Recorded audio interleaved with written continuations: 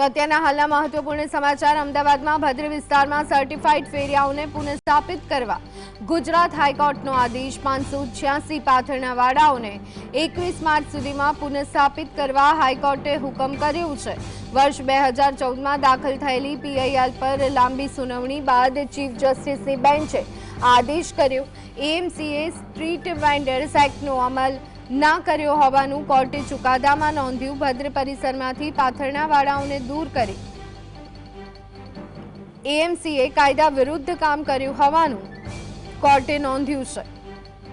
હાઈકોર્ટે કહ્યું એએમસી પહેલા સર્વે કરી સ્ટ્રીટ વેન્ડર્સ સાથે રાખી અને સ્કીમ બનાવે। સર્વે વિના ભદ્રને નો વેન્ડિંગ ઝોન જાહેર ન કરી શકાય। એક અઠવાડિયામાં સર્ટિફિકેટ તપાસવાનું કામ પૂર્ણ કરી 21 માર્ચ સુધીમાં સર્ટિફાઈડ ફેરિયાઓને પુનઃસ્થાપિત કરો।